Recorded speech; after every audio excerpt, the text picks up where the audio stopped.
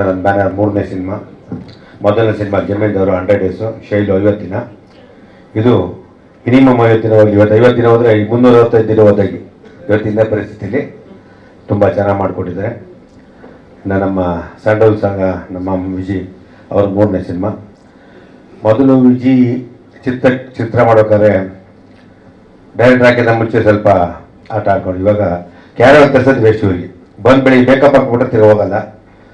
ಡೈರೆಕ್ಟ್ರು ನನಗೆ 78 ದಿನ ಪ್ರೋಗ್ರಾಮ್ ಕೊಡ್ತಾರೆ. ನನಗೆ ಏನು ಸರ್ ಇಷ್ಟೊಂದು ಕೊಡ್ತೀರ ಅಂದರು. ಸರ್ ಈ ಸಿನಿಮಾಗೆ ಅಷ್ಟು ಬೇಕಾಗುತ್ತೆ ಅಂದರು.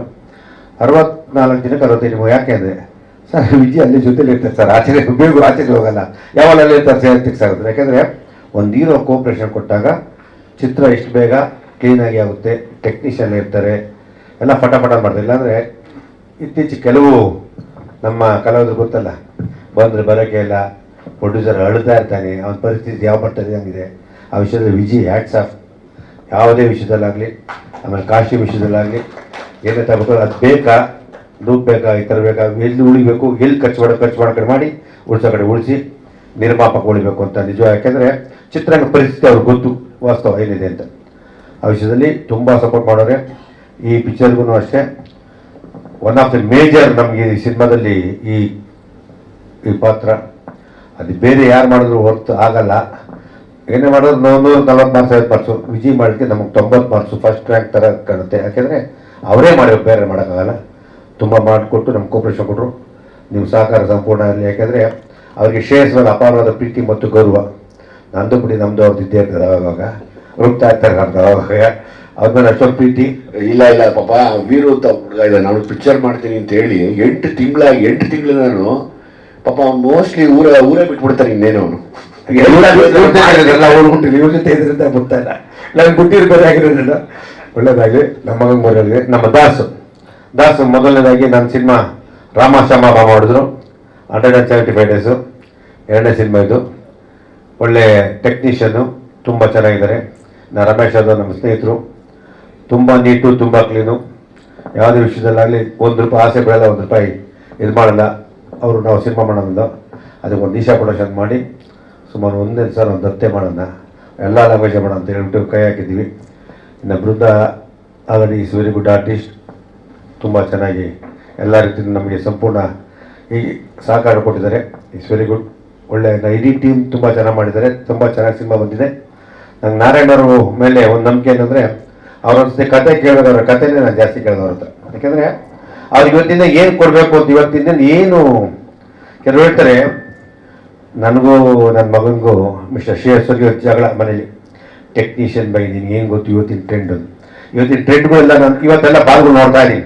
ಫಸ್ಟ್ ಅವ್ರ ಬಾಲ್ ಹಾಕ್ತಾಗ ಎಲ್ಲ 4 ಅಂದ್ಬಿಟ್ರು. ಆ 4 ಬಾಲ್ಗಳು ಒಂದು ಹೊಡಿತಾರೆ ಎಲ್ಲ ಒಳ್ಳೆ ಹೇಳಿದೆ. ಚಿತ್ರಂಗ ಅದೆಲ್ಲ ತಾಳ್ಮೆ ಇರಪ್ಪ. ಆ ಡೈಟ್ರಿಂಗ್ ಈ ಡೈಟ್ರಿಂಗ್ ಯಾವ ಡೈಟ್ರ್ ಆಗೋ ಬಾಳಂಗೆ ಟಪಾಸ್ ಎಲ್ಲ ಪ್ರೊಡ್ಯೂಸರು ಆಗ್ತದೆ. ಅದಕ್ಕೆ ನಿಧಾನ ಬೇಕು. Gold is gold. ಇವತ್ತು ರಾಘವೇಂದ್ರ ಸಿನಿಮಾ ಮಾಡಲಿ, ಎಲ್ಲಕ್ಕಿಂತ ಚೆನ್ನಾಗಿ ಹೋಗ್ತದೆ. ನಾರಾಯಣ ಮಾಡ್ಬೇಕು. ಯಾಕೆಂದರೆ ಅವ್ರದ್ದೇ ಅವ್ರಿಗೆ ಗೊತ್ತಿರುತ್ತೆ, ಇವತ್ತಿನ ಅಪ್ಡೇಟ್ ಆಗಿರ್ತಾರೆ. ಯಾಕೆಂದರೆ ಅವರು ಹುಡುಗರು ಬಂದು ಎಲ್ಲರಿಗೂ ಅವ್ರಿಗೆ ಭಯ. ನಮ್ಮ ಎಲ್ಲ ಸೀನಿಯರ್ ಆರ್ಟಿಸ್ಟ್ಗಳು ದಯವಿಟ್ಟು ಸಪೋರ್ಟ್ ಮಾಡಬೇಕು ಇವತ್ತಿನ ಯೂತ್ಗೆ. ಯಾಕೆಂದರೆ ಒಂದು ಕಾಲದಲ್ಲಿ ಸೀನಿಯರ್ಗಳು ನಿಮ್ಗೆ ಯಾರು ಮಾಡಿದ್ರೋ ಚಿತ್ರರಂಗದಲ್ಲಿ ಅವತ್ತು ನಿಮಗೆ ಯಾರು ಮಾಡಿದ್ರು ಇಷ್ಟೊಂದು ಕಾಂಪಿಟೇಷನ್ ಇರಲಿಲ್ಲ. ತುಂಬ ಕಾಂಪಿಟೇಷನ್ನು. ಇವತ್ತು ಮಲಯಾಳಿ ಸಿನಿಮಾಗಳು ವಿಜಯ್ ಸರ್ ಹೇಳ್ದಂಗೆ ಹೆಂಗೆ ಹೋಗ್ತಾಯಿದೆ ಅಂದರೆ ತುಂಬ ಚೆನ್ನಾಗಿ ಹೋಗ್ತಾ. ಯಾಕೆಂದರೆ ಅಲ್ಲೂ ಸೇಮ್ ಕನ್ನಡ ಪರಿಸ್ಥಿತಿನೇ ಇರೋದು. ಬೆರಳೆಣಿಕೆ ಸಿನಿಮಾ ಮಾತ್ರ ಇಲ್ಲಿ ಹೋಗ್ತಾ ಇರೋದು. ಅಲ್ಲೂ 105 ಸಿನಿಮಾ ಆಗ್ತದೆ, ತಮಿಳಲ್ಲಿ ಆಗ್ತದೆ, ಎಲ್ಲ ಚಿತ್ರದ್ದು ಇದೇ ಪರಿಸ್ಥಿತಿ. ಇನ್ನು ಮುಂದಕ್ಕೆ ಎಲ್ಲರೂ ಕಲಾವಿದರು ಆಗ್ಬೋದು. ಮೊನ್ನೆ ವಾಣಿಜ್ಯ ಮಂಡಳಿ ಇದೇ ಮೀಟಿಂಗ್ ಆಯಿತು. ಏನು ಮಾಡೋ ಚಿತ್ರರಂಗಕ್ಕೆ ಎಲ್ಲ ಫಸ್ಟ್ ಮೀಟಿಂಗ್ ಕರೀರಿ, ಕಲಾವಿದರು ನಿರ್ದೇಶಕರು ಕರೆದೆಲ್ಲ ಕರೆದೆ. ಅವಾಗ ಹೇಳಿದೆ ನಿರ್ದೇಶಕರಿಗೆ ಫಸ್ಟ್ ಸಂಬಳ ಫಿಕ್ಸ್ ಮಾಡಿ, ಮೇಲೆ ಯಾರು ರೆಕಮೆಂಡೇಶನ್ ಸಂಬಳ ಫಿಕ್ಸ್ ಮಾಡಿ ಗೆದ್ಮೇಲೆ ಅವ್ರು ತೊಗೊಂಡು 80% ಪ್ರೊಡ್ಯೂಸರ್ಗೆ 20% ಕೊಡಲಿ. ಗೊತ್ತಾಗ ಕಷ್ಟ ಬಿಡಿ. ಯಾಕೆಂದರೆ ಮೊದಲೆಲ್ಲ ಸಿನಿಮಾ ಅಂದರೆ ಫಸ್ಟ್ ಟೆಕ್ನಿಷಿಯನ್ ಕಲಿಬೇಕು, ಇಂಡಸ್ಟ್ರಿ ಟೆಕ್ನಿಕಲಿಗೆ.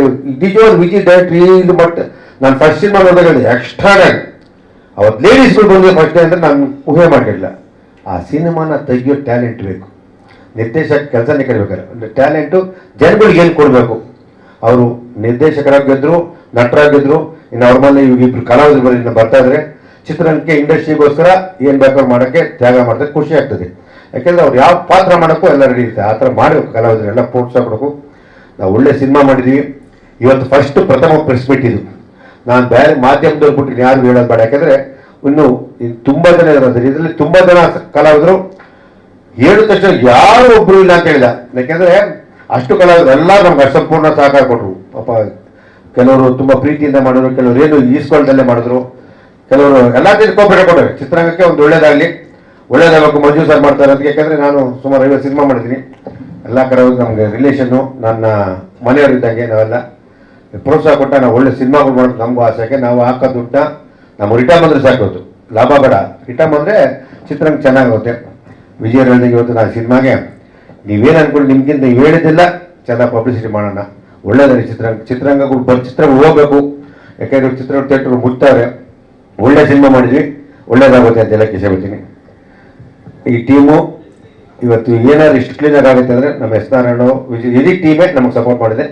ನಾನು ನಿರ್ಮಾಪಕನಾಗಿ ದುಡ್ಡು ಹಾಕ್ಬೋದು, ದುಡ್ಡು ಎಲ್ಲರೂ ಹಾಕ್ತಾರೆ, ಆದರೆ ಈ ಥರ ಒಂದು ಟೀಮ್ ಸೆಲೆಕ್ಟ್ ಮಾಡೋದು ತುಂಬ ಕಷ್ಟ. ಇಷ್ಟು ಕಲಾವಿದ ಸೇರಿಕೆ ಕಲಾವಿದರುಗಳು ಕೋಆಪರೇಷನ್ ಕೊಟ್ಟರೆ ಚಿತ್ರರಂಗ ನಿಜವಾದ ಎಲ್ಲ ಸಿನಿಮಾಗಳು ಪ್ರೊಡ್ಯೂಸರ್ ಬರ್ತಾರೆ.